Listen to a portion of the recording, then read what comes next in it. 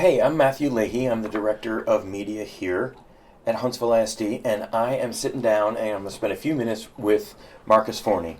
Hi, Marcus. Hey, how are you doing today, Matt? Marcus, what's your position? I'm the Assistant Superintendent for Curriculum Instruction in Huntsville ISD. Awesome. So today I'd like to talk to you a little bit about the models because I think that it might help.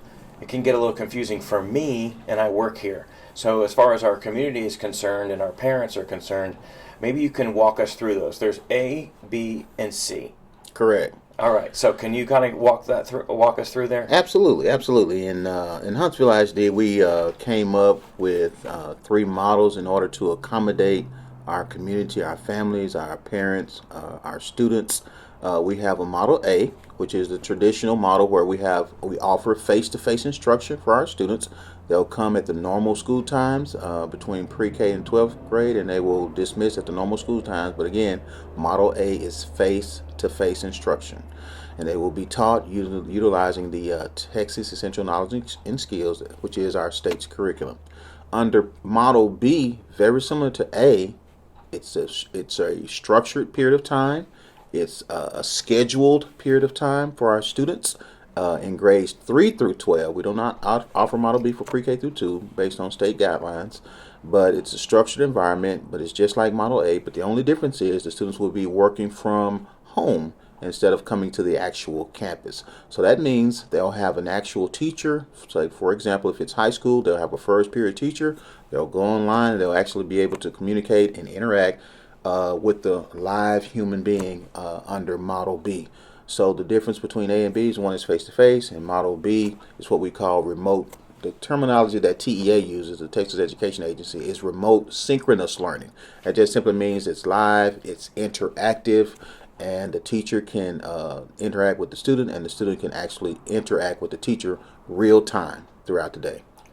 Okay, so that means that if I have a high school student, that they spend first period with their teacher for first period, and then they log on to second period. Is that correct? So they're following that schedule. They are actually following a day-to-day schedule just like they do if they were here under Model A and would have courses and classes that they go through, and they would change class periods and go from room to room. They'll be doing the same identical format, but it'll just be virtual. It'll be real time, it'll be virtual, and it'll be face-to-face with a real live adult.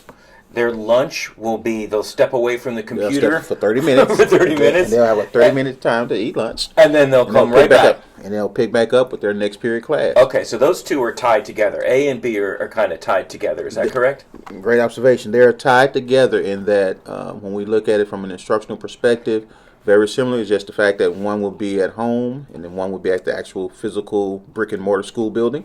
And also attendance accounting will be taken as well, the same identical way. There we call magic times or set times when attendance is taken for Model A.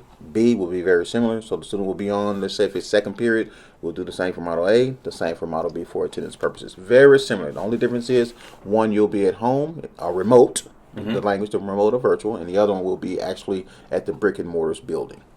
Okay, I have a few questions about that, but let's go to Model C. Sure. And then tell me about Model C. Okay, Model C, the technical term for it that TEA attributes to it is called asynchronous remote learning.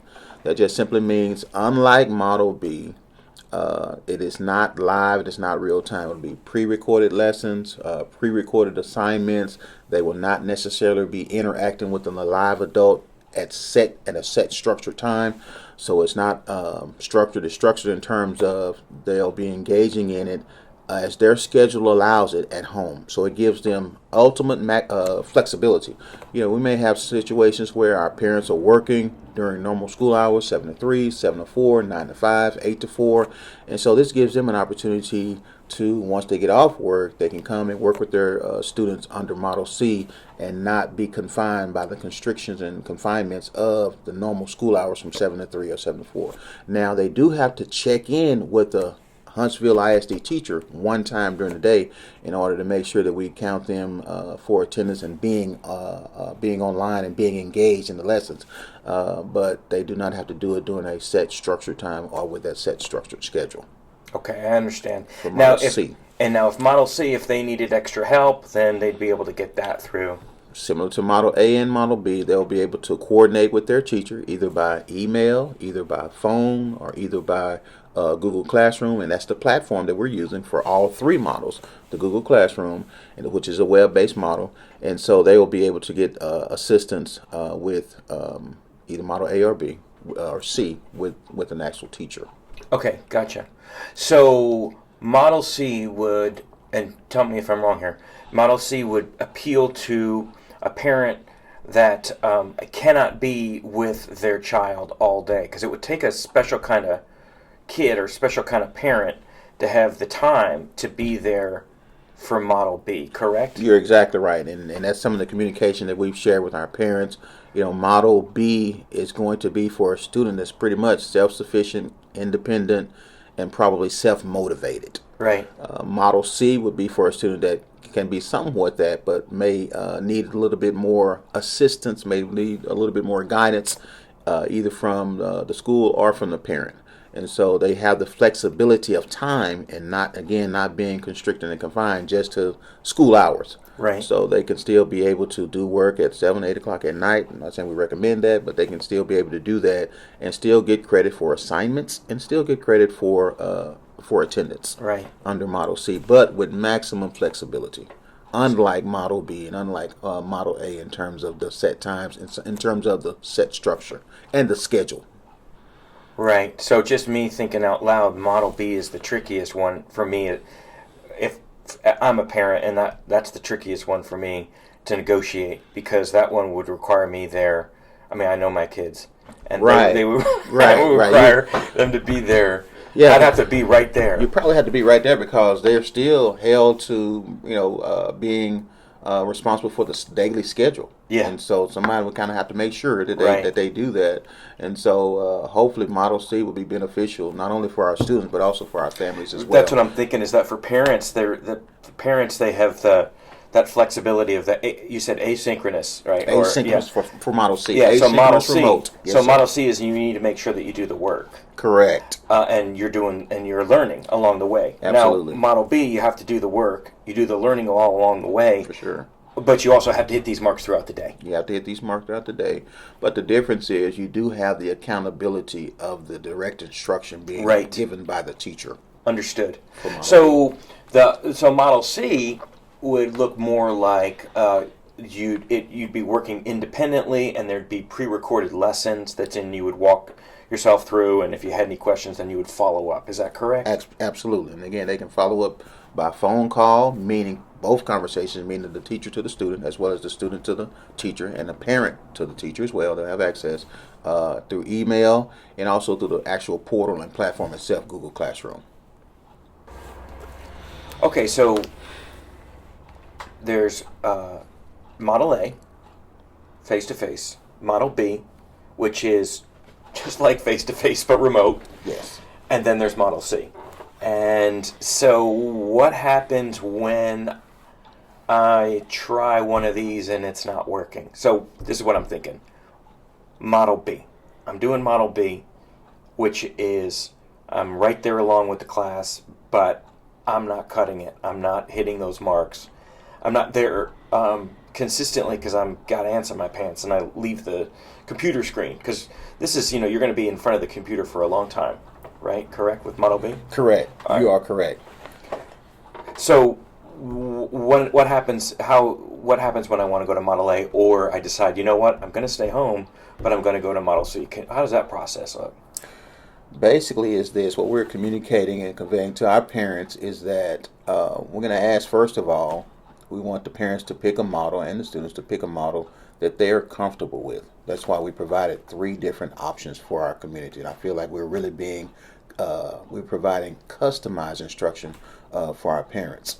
But in the event we have a student that's on Model B or on Model C, and the parents feel like, along with the student, that they're not being successful and they feel like they want to come to Model A, we're asking that they do that on either a 6 weeks basis, which is our secondary campuses, or on a 9-week basis, which is our elementary campuses. But we know just being life and being human, they're going to have situations where it may not fall into those windows. And so in the event that it does not, we've asked our principals to provide ultimate flexibility and ultimate understanding in terms of parents wanting to make a switch. If it does not fit into that 6 weeks window or 9 weeks window, what we're going to ask them to do is present that information to the campus on a case-by-case basis, and we'll look at that on a case-by-case basis. But we definitely want to provide an opportunity for our students to be as successful as they possibly can.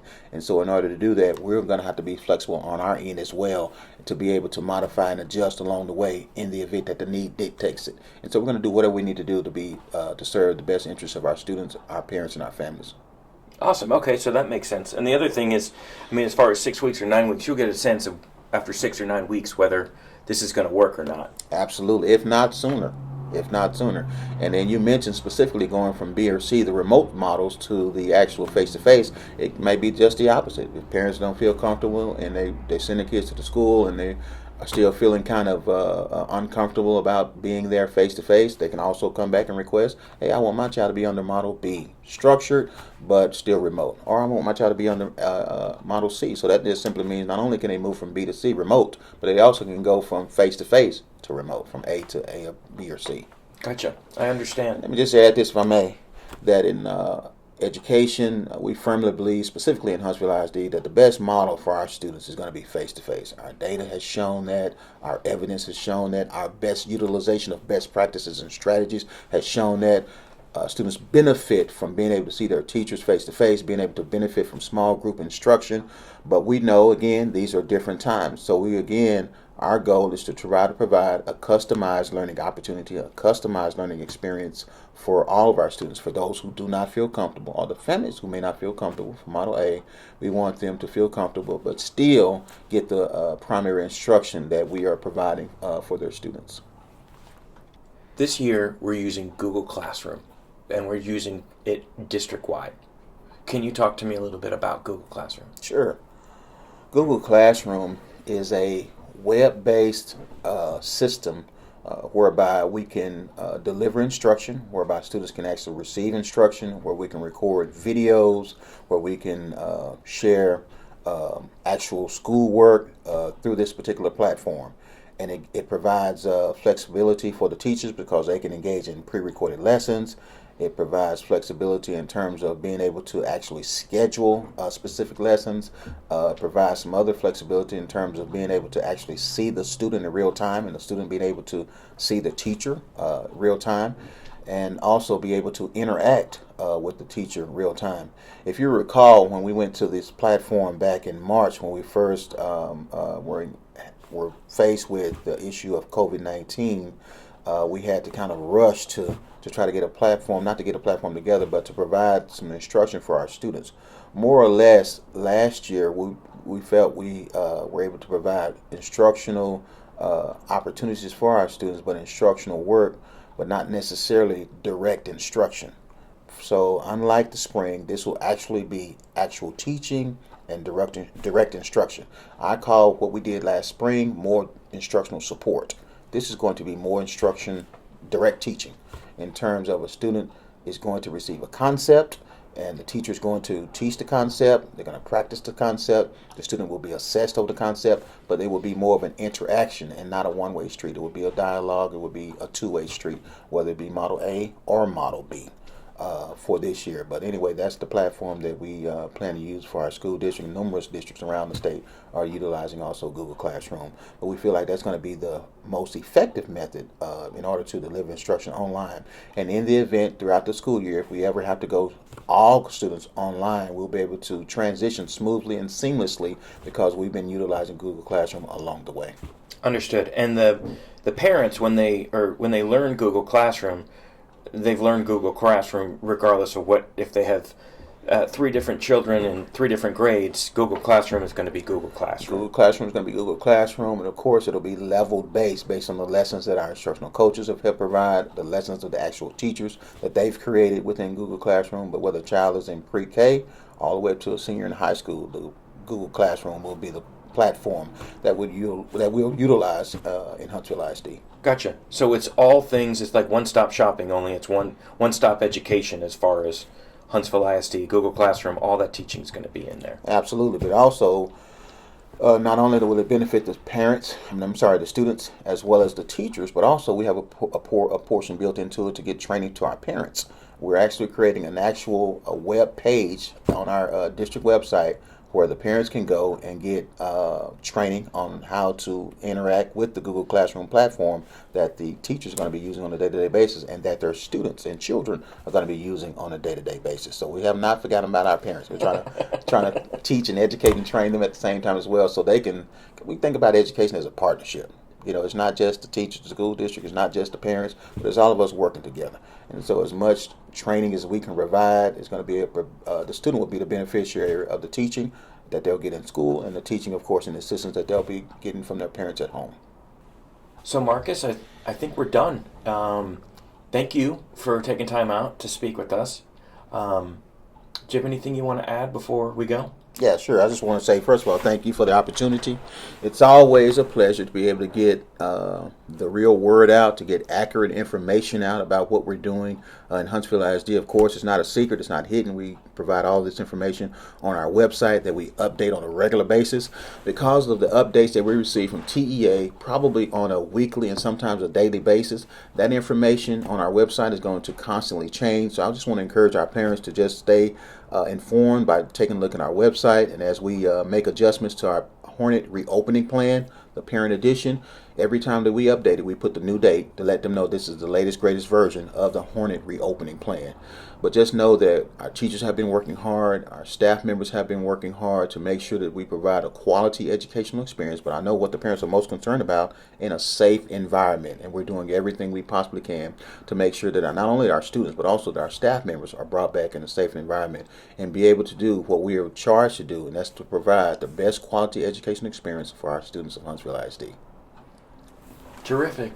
Thank you very much, and thanks for listening. If you have any other questions, you can check out our website, and that is www.huntsville-isd.org. Thanks a lot.